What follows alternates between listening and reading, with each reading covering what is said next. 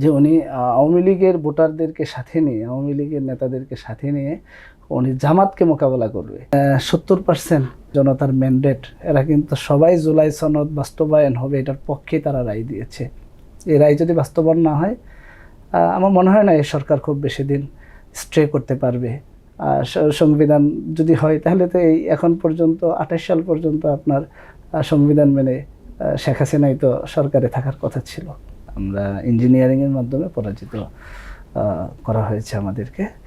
আমি ফলাফল এখনো পর্যন্ত জনগণ যেহেতু মেনে নেয়নি, আমিও মেনে নিইনি। দাঁড়িপাল্লায় ভোট দিবে এই জন্য ভোট কেন্দ্রের কাছেও ভিড়তে দেয় নাই। ওরা যদি কোনো কেন্দ্রে পরাজয় হয়েছে, তখন তারা চেষ্টা করেছে এটাকে টেনে লম্বা করার জন্য। এই সরকারও একটি দেশের পারপাস সাফ করার জন্যই তারা সেখানে আটকে আছে।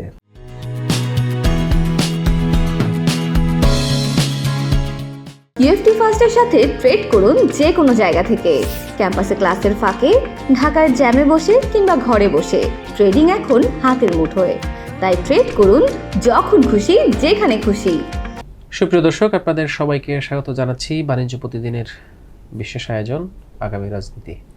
আপনারা জানেন আমরা এই অনুষ্ঠান আলোচনা করে থাকি রাজনৈতিক সমসাময়িক বিভিন্ন ইস্যু নিয়ে, একই সাথে আগামী দিনের রাজনীতি আমরা কেমন দেখতে চাই সেই বিষয়গুলো নিয়ে আপনাদের সামনে হাজির হই। আজকে এই বিষয়ে আলোচনা করার জন্য আমাদের স্টুডিওতে উপস্থিত হয়েছেন বাংলাদেশ জামাত ইসলামী মনোনীত শেরপুর 2 আসনের প্রার্থী ছিলেন জনাব গোলাম কিবরিয়া, যিনি ভিপি কিবরিয়া হিসেবে পরিচিত, একই সাথে জেলা জামাতের সহকারী সেক্রেটারির দায়িত্ব পালন করছেন। আজকের অনুষ্ঠান আপনাকে স্বাগত জানাচ্ছি। জি, আপনাকেও অসংখ্য ধন্যবাদ। আপনার বাণিজ্য প্রতিদিনকেও অসংখ্য ধন্যবাদ।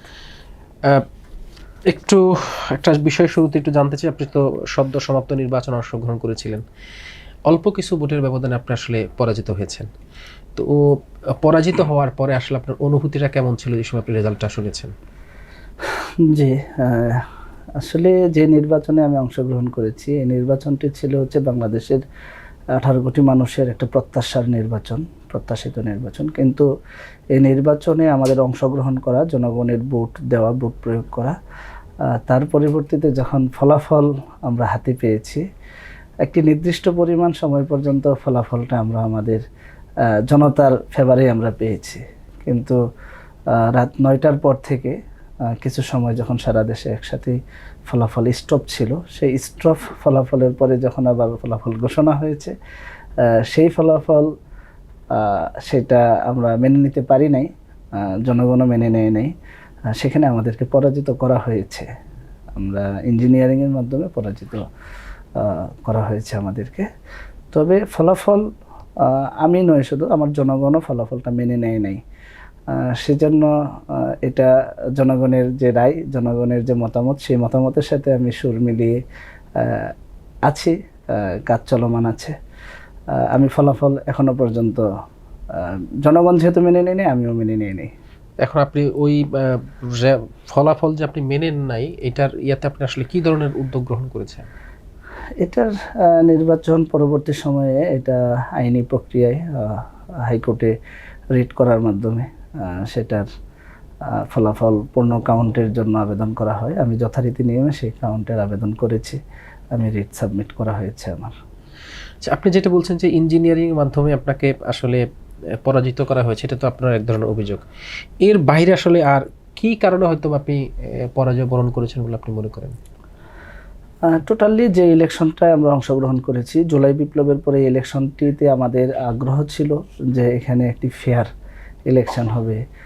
যেহেতু আমাদের চোখের সামনে জলজন্ত জুলাই বিপ্লব সবাই আমরা দেখেছি, এখানে কোনো রকম পেশি শক্তির ব্যবহার হবে না, কালো টাকার ছড়াছড়ি হবে না, ভোটের দিন নির্বিঘ্নে মানে ভোট গ্রহণ হবে। কিন্তু আমরা ভোটের আগেও দেখেছি কালো টাকার ছড়াছড়ি হয়েছে, সেখানে ভোটারদেরকে ভয়ভীতিও দেখানো হয়েছে। ভোটের দিনও অনেকগুলি কেন্দ্রে, যেটা আপনারা মিডিয়ার মাধ্যমে দেখেছেন, সোশ্যাল মিডিয়াগুলিতে সেগুলির প্রভাব পড়েছে, সবগুলি বিষয় আমাদের সামনে এসেছে। আপনারা দেখেছেন যে সেখানে ভোটারদেরকে ভয়ভীতি দেখানো হয়েছে, ভোটারদের উপর হামলা হয়েছে, ভোটারদেরকে ভোট কেন্দ্রে দাঁড়িপাল্লায় ভোট দিবে এই জন্য ভোট কেন্দ্রের কাছেও ভিড়তে দেয় নাই, এরকম ঘটনা যেটা আমরা সোশ্যাল মিডিয়ার মাধ্যমে আপনারা দেখেছেন। আমরা প্রত্যেকটি বিষয় প্রশাসনকে অভিযোগ দিয়েছি, অভিযোগ আকারে। তারাও চেষ্টা করেছে তাদের জায়গা থেকে তাৎক্ষণিক কি বলে এটা পদক্ষেপ গ্রহণ করার জন্য, কিন্তু সেটা যথেষ্ট ছিল না। এখন আসলে আপনার এই ভোট প্রক্রিয়া নিয়ে আপনার মানে যে অভিযোগ করার কথা বললেন, এর বাইরে আসলে নির্বাচনী প্রচারণার সময় কি ধরনের ঘাটতি আপনার মধ্যে ছিল আপনি মনে করেন যে যেই কারণে আসলে অল্প কিছু ভোট আপনি হেরেছেন? একটা হলো ইঞ্জিনিয়ারিং, আর অনেকগুলো কারণ বললেন। আপনার দিক থেকে প্রচারণায় কোনো ধরনের ঘাটতি ছিল কিনা? না, আমার দিক থেকে প্রচারণায় কোনো ঘাটতি ছিল না। আমাদের সকল ভোটকর্মীরা এবং আমি নিজে ইয়াং প্রার্থী হিসেবে আমি খুব মানে খুব স্বাভাবিকভাবেই সকল ভোটারদের কাছে কাছে আমি পৌঁছেছি। আলহামদুলিল্লাহ, সেই জন্য জনগণ ভোট দিয়েছে। আমি আমি কোথাও কোনো ঘাটতি আমি রাখি নাই। তারপরও ধরেন কথা থাকে যে ধরেন আপনি যে আপনার কোনো ঘাটতি ছিল না, বাট প্রতিপক্ষের এমন কি কৌশল থাকতে পারবে, কি কৌশল সে অবলম্বন করেছে প্রচারণা যেটা আপনার ছিল না? না, আমার যে প্রতিপক্ষ তিনি খুব বেশি প্রচারণা চালায় নাই। ওনারা শেষ দিনের অপেক্ষায় ছিল, যেটা ওনারা আগে থেকেই বলে আসছিল যে আমরা বল প্রয়োগ করব, সেখানে আমরা ভোট কেন্দ্রে ভোটারদেরকে নিয়ন্ত্রণ করব। তারা সেটাই করার জন্য চেষ্টা করেছে, যেটা মূলত হচ্ছে ইলেকশনের দিন আপনারা দেখেছেন, আমি আগেই বলেছি, মিডিয়ার মাধ্যমে দেখেছেন কল্যাণে, যে তারা কিছু কিছু কেন্দ্রে প্রভাব বিস্তার করার জন্য চেষ্টা করেছে। একটা বিষয় ধরে এই অনেক সময় দেখা যায় মানে কোনো প্রার্থী যদি পরাজিত হয়, সেক্ষেত্রে একটা বড় অভিযোগ থাকে দল থেকে তার সাপোর্ট পাওয়া বা না পাওয়ার একটা বিষয়। আপনার ক্ষেত্রে কীরকম কোনো ঘটনা ঘটেছে যে আপনার দল জামাত ইসলামী আপনার কোনো সাপোর্ট দেওয়ার ক্ষেত্রে কোনো ধরনের ঘাটতি তাদের ছিল কিনা? না, আমার এখানে আমার দল আমাকে সাপোর্ট দিয়েছে, কিন্তু আমার এখানে যে ঘাটতিটা ছিল, ঘাটতিটা হয়েছে যে আপনি জানেন যে এখানে আমাদের একটা জোটের একটা আলোচনা হয়েছিল। যখন জোট গঠন হয়েছিল, জোটের মাঝে আমার যে আসনটা, এই আসনটা আমরা যখন ফাইনালি দেখেছি, মানে 11 দলীয় জোট থেকে যখন ইসলামী আন্দোলন বের হয়ে গিয়েছে, তখন আমার এই আসনটা হাত পাখাকে ছেড়ে দেওয়া হয়েছিল তখন। সেজন্যই আমাদের সে সময় একটা লম্বা একটা টাইম, প্রায় 1 মাস আমাদের ভোটকর্মী যারা, ভোটার যারা, তারা মানে দোদুল্য মননায় তারা ভুগেছে যে আসলে তাহলে তো আমরা এখানে ভালো করতে পারবো না।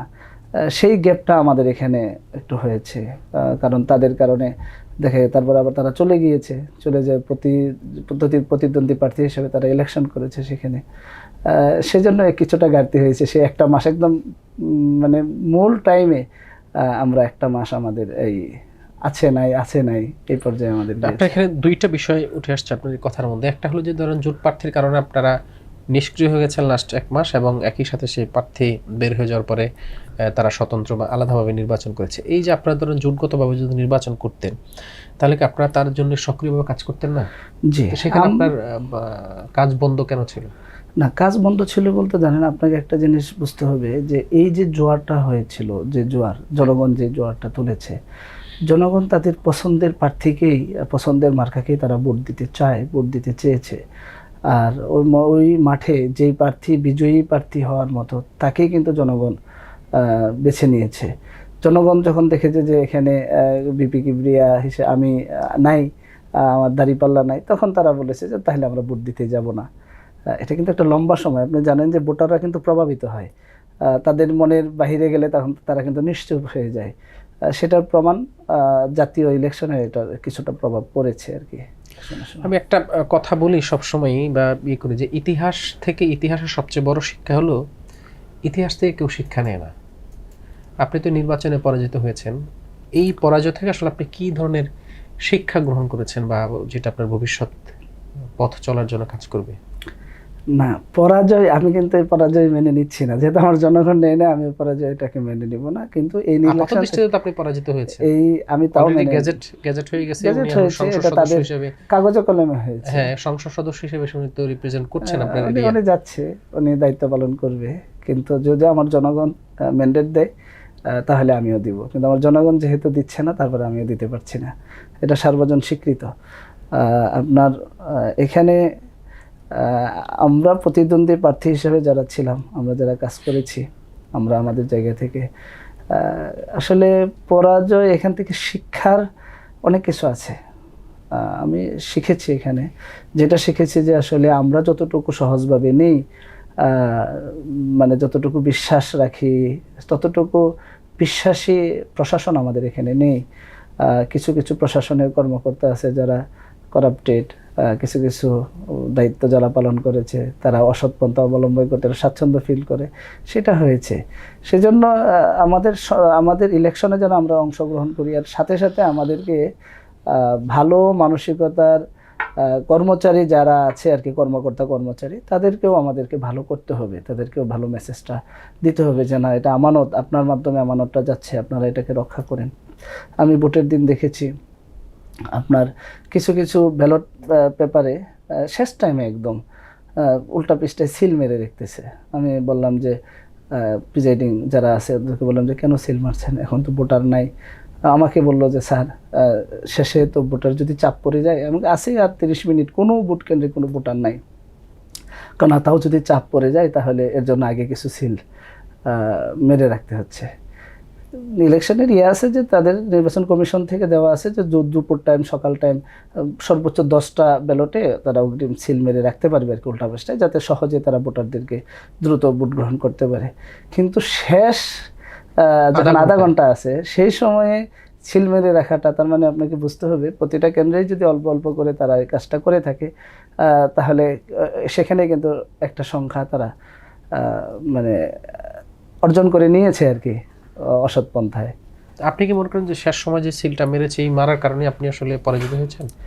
এখানে অনেক রকম ছিল তাদের, তারা প্রশাসনকে বিভিন্নভাবে কিছু কিছু, সবাইকে পারে নাই, অনেককেই তারা চেষ্টা করেছে, অনেকে তাদের ডাকে সাড়াও দিয়েছে, কিছু কিছু জায়গায় তারা এই কাজগুলি করেছে, সেগুলির প্রমাণ আমরা উপস্থাপন করেছি এবং সেগুলি আমাদের এজেন্টরা যারা ছিল তারাও তখন তাৎক্ষণিক সেখানে প্রতিবাদ করেছে। কিন্তু বাক্স ঢুকে গেলে তো আর সেটার প্রতিবাদ তখন হয় না। এবং হচ্ছে আপনার ভোটের সময় আমার ভোট, আমাদের বাতিল ভোট সংখ্যা বেশি, হ্যাঁ, মানে একটু সহজেই আমাদের ভোটগুলি বাতিল হয়েছে। ওরা যদি কোনো কেন্দ্রে পরাজয় হয়েছে তখন তারা চেষ্টা করেছে এটাকে টেনে লম্বা করার জন্য। আবার আমাদের যে কেন্দ্রগুলিতে আমাদের যে আমরা যখন চ্যালেঞ্জ করেছি আমাদের এজেন্ট, তখন বলছে যে এটা আপনারা পরে কইলেন। পুলিং এজেন্ট নিজে বলতেছে, যিনি এজেন্টের দায়িত্ব আছেন উনি বলতেছে না, এটা আপনারা পরে কাউন্ট করে নিন। পরে তার কাউন্ট করার সুযোগ নেই। এই যে এখন হাইকোর্টে আছে, এখানে কাউন্ট করে কতদিন লাগবে, কোর্ট কতদিন লাগাবে, আমাদের আইনের যে গতি, এই গতি দিয়ে তো খুব তাড়াতাড়ি শেষ হবে না।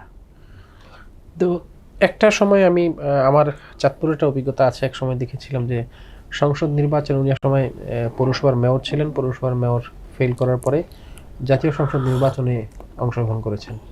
ওইখানে যে সময় ফেল করেছেন, পরবর্তীতে সে আবার এসে উপজেলা নির্বাচনে অংশগ্রহণ করেছেন।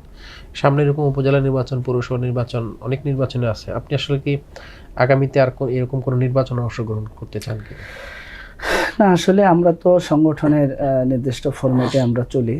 আমাদের সংগঠনের যে সিদ্ধান্ত যখন যা নেবে সেই সিদ্ধান্তের উপরে আমরা সবসময় প্রস্তুত থাকি। তবে আমার পার্সোনালি আমার জায়গা থেকে আর কোথাও আমার অংশগ্রহণ করার মানে যাওয়ারই না, কারণ আমরা অন্যদেরকে সুযোগ করে দেব আমাদের নেতৃত্ব তৈরির স্বার্থে। নিচে যে একজন ভাই যদি ইলেকশন করে তাহলে আমার একজন লোক তৈরি হলো, দক্ষ লোক তৈরি হলো। সেজন্য লোক তৈরির স্বার্থে আমরা চাবো যে আমাদের প্রত্যেকটা জায়গায় বিকল্প যারা আছেন তারাই নেতৃত্ব হিসেবে উঠে আসুক। এটা আমি আসলে এই পর্যন্তই আপনার নির্বাচনী জিনিস শেষ করলাম। এখন হচ্ছে জাতীয় ইস্যুতে আমি একটু আপনার সাথে আলাপ করতে চাই। এই যে আপনি শুরু থেকে বলছিলেন যে জুলাই আন্দোলনের প্রেক্ষিতে আসলে আজকের এই নির্বাচন নিয়ে জুলাইয়ের পরবর্তীতে আসলে আমরা দেখছি যে জুলাই চার্টার নিয়ে বিভিন্ন ধরনের কথাবার্তা হচ্ছে।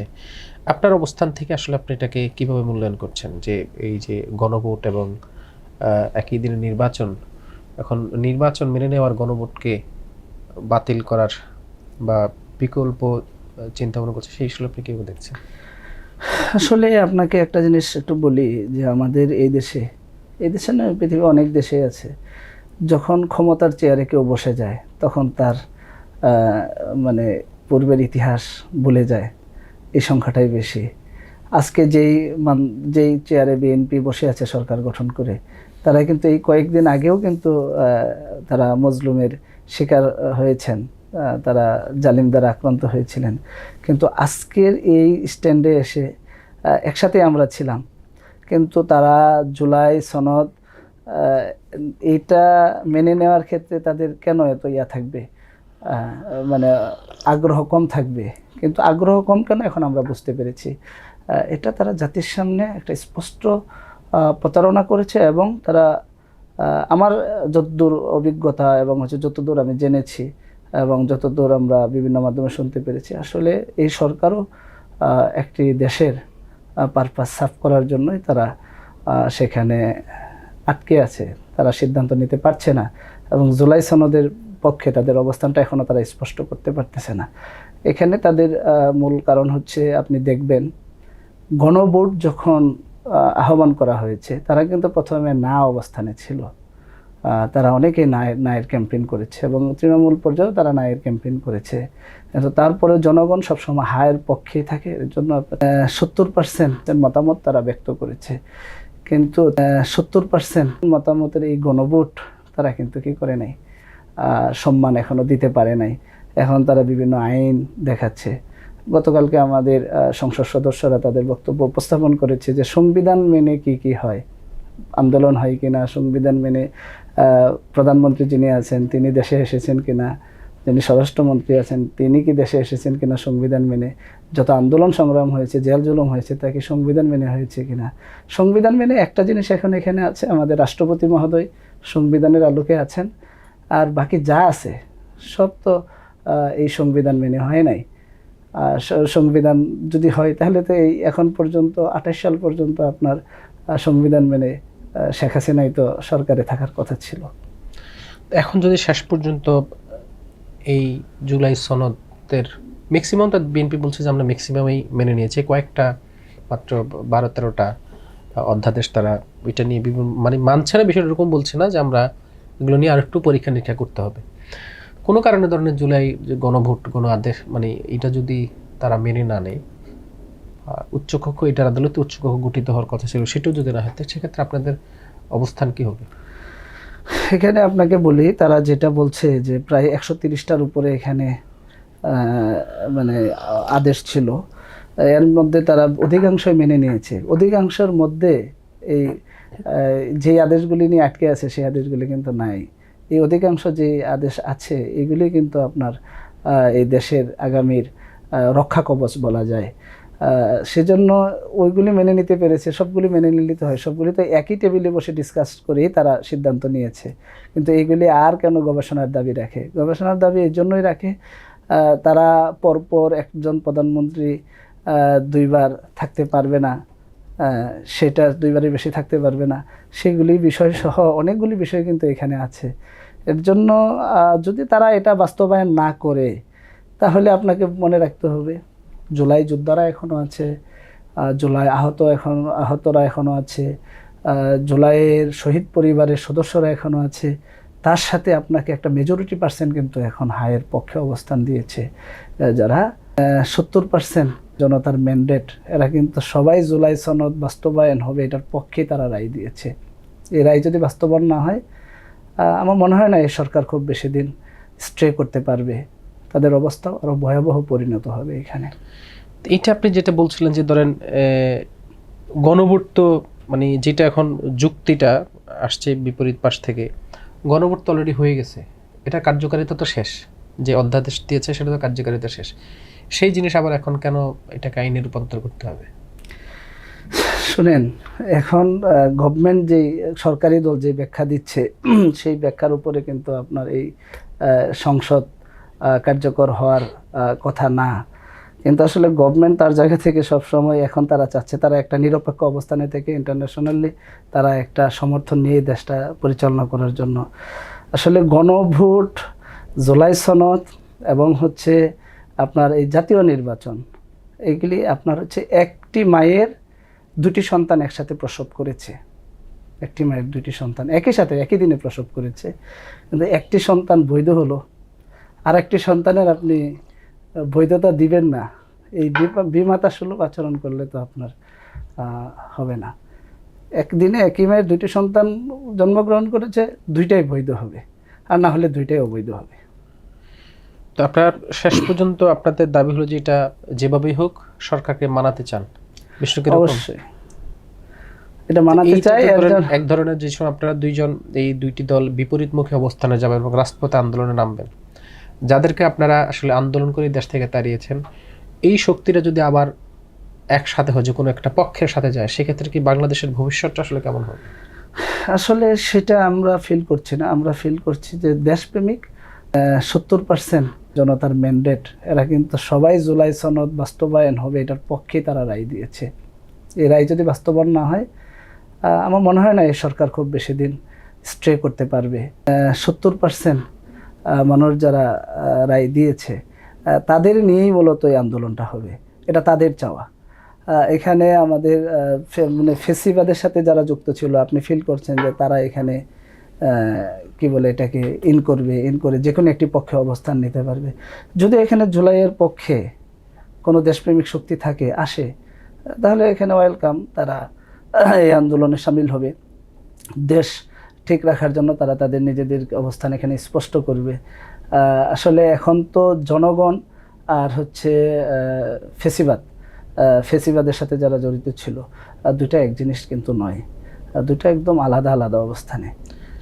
আপনি এখন আসলে যে ধরনের কথা বলছেন, যে ধরেন বিশ্বব্যাপী এখন এক ধরনের সংকট চলতেছে, যুদ্ধকেন্দ্রিক বিশাল একটা সংকট, এই সংকটের মধ্যে যদি আপনারা আন্দোলনে নামান, সেক্ষেত্রে আপনি বলতেছেন দেশপ্রেমকে সামনে রেখে আন্দোলন নামান, কিন্তু আসলে কি এটা কতটুকু দেশপ্রেমিক হবে যে দেশটা তো আর একটু বিপদের দিকে চলে যাবে, এটা তো এরকম মনে হয়, কিন্তু আপনি সেটাকে দেশপ্রেম কেন বলছেন? আপনার হচ্ছে যে বিশ্বের সংকট পৃথিবীতে আছে, দেশেও একটা সংকট চলছে, যে সংকটটা আপনারা দেখতে পাচ্ছেন। এই সংকট সমাধান হবে, তবে আমাদের সরকারি দলের সাথে সাথে আমাদের বিরোধী দল জাতীয় সংসদে আছে, জাতীয় সংসদে ওনারা ওনাদের অবস্থান তুলে ধরছেন। যদি জাতীয় সংসদে অবস্থান তুলে ধরার মাধ্যমে সেখানে যদি শেষ পর্যন্ত কোনো সমাধান না আসে, তখন গিয়ে আমরা রাজপথে নামবো। এবার একটু আসি আপনাদের 3টা আসনের মধ্যে একটা আসনে একজন প্রার্থী, জামাত ইসলামের একজন প্রার্থী মারা যাওয়ার পরে নির্বাচনটা আসলে স্থগিত হয়ে যায়, শেরপুর 3। এই শেরপুর 3-এর নির্বাচন আগামী 9 এপ্রিল। এই নির্বাচন আসলে আপনি ওইখানকার চিফ এজেন্ট হিসাবে দায়িত্ব পালন করছেন, আমি যতটুকু জানি। এই নির্বাচনের পরিবেশ নিয়ে আসলে আপনার কি করছেন? নির্বাচনের পরিবেশ কেমন আছে এখন? জি, আপনাকে অসংখ্য ধন্যবাদ। শেরপুর 3-এ আমাদের যিনি প্রার্থী ছিলেন, নুরুজ্জামান বাদল ভাই, জেলা জামাত ইসলামের সেক্রেটারি দায়িত্ব পালন করেছেন। উনি এর আগে 14 সালে উপজেলা নির্বাচনে অংশগ্রহণ করেছিলেন, সেখানে ওনাকে অল্প কিছু ভোটের ব্যবধানে পরাজিত করা হয়েছিল। বাদল ভাইয়ের অনাকাঙ্ক্ষিত চলে যাওয়া, আসলে আল্লাহ রাব্বুল আলামিনের যখন ডাকে সাড়া দেওয়ার সময় হয়েছে, তখনই আল্লাহ রাব্বুল আলামিন ওনাকে নিয়ে গিয়েছেন। আল্লাহ রাব্বুল আলামিন ওনাকে জান্নাতের সর্বোচ্চ মর্যাদা দান করুক, আল্লাহুম্মা আমিন। এখন এই ময়দানে ইলেকশন হচ্ছে, উপনির্বাচন। আপনার এখানে যিনি আমাদের প্রার্থী প্রতিদ্বন্দ্বিতা করছেন, তিনি হচ্ছেন নুরুজ্জামান বাদল ভাইয়ের ছোট ভাই আলহাজ মাসুদুর রহমান। আলহামদুলিল্লাহ, সেখানে ভোটারদের ভিতরে একটি ব্যাপক উৎসাহ উদ্দীপনা রয়েছে যে তারা বাদল ভাইয়ের প্রতিচ্ছবি হিসাবে আমাদের মাসুদ ভাইকেই তারা দাঁড়িপাল্লা প্রতীকে ভোট দিবে। তবে এই ইলেকশনে সবচেয়ে মানে যে পরিবেশ, যেটা পরিবেশটা স্বাভাবিক পরিবেশ নাই। এখানে আমাদের প্রতিদ্বন্দ্বী যিনি প্রার্থী আছেন, উনি সাবেক 3বারের এমপি, ওনার চাচা এমপি ছিলেন একবার, ওনার আব্বা এমপি ছিলেন একবার, সেই পরিবার থেকে। তাহলে এখন ওনারা সরকারি দল ক্ষমতায় আছে, এই পরিবেশ তৈরি করে ওনারা চাচ্ছে, জনগণকে বলছেন যে আমরা ফ্যামিলি কার্ড দিব, তারপরে হচ্ছে যত রকমের কার্ড আছে সেই কার্ডের নাম বলে বলে ওনারা আইডি কার্ড সংগ্রহ করছে। এটা একটা বিরাট বিভ্রান্তির মধ্যে জনগণকে ফেলে দিয়েছে অলরেডি। সকল জায়গায় ফ্যামিলি কার্ডের জন্য আইডি কার্ড ওনারা নিচ্ছেন, এর একটা পরিবেশ আছে। আমাদের যিনি প্রার্থী প্রতিদ্বন্দ্বিতা করছেন, ওনার ব্যানার ফেস্টুন সেগুলি রাতের আধারে চুরি হয়ে যাচ্ছে, মানে নিয়ে যাচ্ছে। এখন ওইখান থেকে যদি এক প্রার্থীর ব্যানার ফেস্টুন থাকে, আর এক প্রার্থীর যদি ব্যানার ফেস্টুন না থাকে, বিলবোর্ড না থাকে, তাহলে তো বোঝাই যায় কে নিয়েছে এটা। বাহির থেকে তো কেউ এসে নিয়ে যায় না, এখানে আমার প্রতিদ্বন্দ্বী প্রার্থীর লোকজনই নিয়েছে। কিছু হুমকি দামকিও আছে, এবং আমার প্রতিদ্বন্দ্বী প্রার্থী স্পষ্ট বক্তব্য অনেক জায়গায় দিয়েছেন। উনি বলেছে যে উনি আওয়ামী লীগের ভোটারদেরকে সাথে নিয়ে, আওয়ামী লীগের নেতাদেরকে সাথে নিয়ে উনি জামাতকে মোকাবেলা করবে, মানে এই বক্তব্য উনি সভা সমাবেশে দিচ্ছেন এবং দিয়েছেন। আসলে ওই ভাই উনি ভুলে গিয়েছেন যে এখানে 18 সালের ইলেকশনে আমরা ওনার সাথে অংশগ্রহণ করে দাঁড়িপাল্লা ধানের শীষের ইলেকশন আমরা করেছি, কিন্তু উনি আজকে এটা ভুলে গিয়ে আজকে উনি আওয়ামী লীগকে সাথে নিয়ে জামাতকে মোকাবেলার জন্য উনি ঘোষণা দিয়েছেন। এটা তো আসলে আপনি একজন স্ট্রং প্রতিদ্বন্দ্বী, আপনারা সেই হিসেবে সেটার ভোটের কৌশলী সেটা বলতে পারে। একটা যে অভিযোগ আপনি করছেন যে আইডি কার্ড নিয়ে তারা ফ্যামিলি কার্ড দেবে বা কৃষি কার্ড দেবে, এটার জন্য আইডি কার্ড সংগ্রহ করছে, এটা তো আসলে সত্য। ইতোমধ্যে তারা নির্বাচনে যে ইশতেহার দিয়েছিল যে কৃষকদের ঋণ মওকুফ করা, তারপরে ফ্যামিলি কার্ড দেয়া, তা অন্য যে সামাজিক কার্যক্রমগুলো হাতে নিয়েছে, ইতিমধ্যে তারা সেটা বাস্তবায়ন শুরু করেছে। 14 তারিখ তারা 1 এপ্রিল, 1 বৈশাখে তারা আবার কৃষি কার্ড বিতরণ শুরু করবে। তো জিনিসটা তো সত্য, এটা আসলে আপনার অভিযোগটা কেন? না, জিনিসটা সত্য না, জিনিসটা শতভাগ সত্য না। কারণ হচ্ছে সেখানে ওইটার পরিপ্রেক্ষিতে আমরা যখন অভিযোগ দিয়েছি নির্বাচন কমিটি কাছে, রিটার্নিং কর্মকর্তার কাছে, তখন উপজেলা নির্বাহী কর্মকর্তার মাধ্যমে নোটিশ দেওয়া হয়েছে যে ফ্যামিলি কার্ডের বিষয়, কৃষি কার্ডের বিষয় এখনও আমাদের কোনো সরকারি ঘোষণা আসে নাই, আপনারা আইডি কার্ড দিয়ে প্রতারিত হবেন না, কেউ যদি করে সেটা আইন বহির্ভূত করছে। এখন প্রশাসন আপনাদের পক্ষে স্টেপ নিয়েছে? আমাদের পক্ষে স্টেপ নেয় নাই, প্রশাসনের পক্ষে স্টেপ নিয়েছে। কারণ ফ্যামিলি কার্ডটা তো আসবে প্রশাসনের মাধ্যমেই। ওরা মাত্র পাইলট প্রকল্প শুরু করেছে, চালু করেছে, অ্যাভেলেবেল তো করে নাই। কিন্তু ওই দিয়ে পাইলট প্রোগ্রামের অংশ হিসেবে ওখানে নির্বাচিত হয় নাই, যারা নির্বাচিত এমপি আছে তারাই তো পাচ্ছে না এখনো। কিন্তু এখানে নির্বাচন হয় নাই, উনি আগেই ঘোষণা দিয়ে দিচ্ছেন, আগেই আইডি কার্ড সংগ্রহ করছে। এই জন্য উপজেলা প্রশাসন সেটা নোটিশ দেওয়ার মাধ্যমে অবগত করেছে সকল জনগণকে। তো আমরা আসলে শেষ পর্যায়ে চলে এসেছি। আপনাকে সর্বশেষ যে প্রশ্নটা করতে চাই, যে আপনি আসলে অনেক ভোট পেয়েছেন, 1,08,335 ভোট, ভোটের সংখ্যাটা অনেক। তো এই যে আপনার মানে আপনার সমর্থক এবং ভোটাররা আপনার এই নির্বাচন এখন পর্যন্ত আপনি বলছেন মেনে নেয়নি, আপনারাও মেনে নিচ্ছেন না, তারপর আপনি এই মুহূর্তে আসলে আপনাদের এই সমর্থকদেরকে আপনি কি বার্তা দিতে চাচ্ছেন? সমর্থকদেরকে আমি বার্তা 2 ধরনের। আপনার মাধ্যমে যেটা দিতে চাচ্ছি সেটা হচ্ছে, আমার যারা সমর্থক আসলে তারা আমাকে অনেক বেশি ভালোবাসে এবং হচ্ছে তারা দাঁড়িপাল্লাকেও ভালোবাসে এবং নকলা নালিতাবাড়ির উন্নয়নের জন্য তারা আমাকে বেছেই নিয়েছে। তারা আমাদের ভোটাররা আমাকে বলেছে যে, অনেক ভোটাররা জড়ায় ধরে বলেছে, অনেক মহিলা ভোটাররা বলেছেন ওনাদের জায়গা থেকে, বলছে যে আমার বাবা মারা গিয়েছে, আমি কখনো কাঁদি নাই, মা মারা গিয়েছে কাঁদি নাই, কিন্তু তোমাকে পরাজিত করা হয়েছে, এর জন্য আমি 1 সপ্তাহ ধরে আমি কোনো কিছু খাইতে পারি না। এই অবস্থা ছিল ভোটারদের মাধ্যমে, সবার ভিতরে একটা আবেগ কাজ করেছে। এখানে ভোটার যারা ছিল, তরুণ ভোটার যারা ছিল, তাদের চোখে মুখে আমি অনেক হতাশার ছাপ দেখেছি যে এখনো পর্যন্ত আমাদের দেশ ভালো হতে পারলো না। আপনার মাধ্যমে আমি জানাতে চাই যে আমি ভোটারদের সাথে আছি। ওনারা যে আমাকে সম্মান করেছে, তাদেরকে আমি সম্মানের জায়গায় আমি স্থান দিয়েছি এবং আল্লাহ রাব্বুল আলামিন আমাকে যতদিন বাঁচিয়ে রাখেন, এই আন্দোলনে কিংবা নির্বাচনে সকল জায়গায় আমি জনতার সাথে ছিলাম এবং থাকবো ইনশাআল্লাহ। তা আপনার মূল্যবান সময় থেকে আমাদেরকে কিছু সময় দেওয়ার জন্য কৃতজ্ঞতা প্রকাশ করছি। জি, আপনাকেও ধন্যবাদ জানাচ্ছি আপনার স্টুডিওতে আমাকে আমন্ত্রণ জানানোর জন্য। স্পেশালি বাণিজ্য প্রতিদিনকে অসংখ্য ধন্যবাদ। আপনার মাধ্যমে দেশবাসীকেও ধন্যবাদ জানাচ্ছি। সুপ্রিয় দর্শক, আমরা এতক্ষণ ছিলাম বাণিজ্য প্রতিদিনের বিশেষ আয়োজন আগামীর রাজনীতি।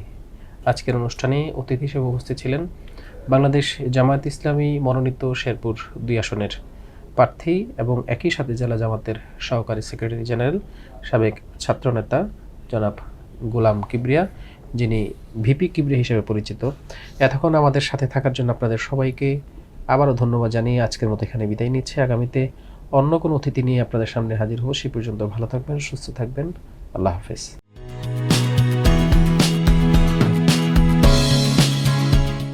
ইউএফটি ফার্স্টের সাথে ট্রেড করুন যে কোনো জায়গা থেকে।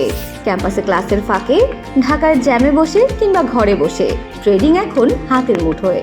তাই ট্রেড করুন যখন খুশি, যেখানে খুশি।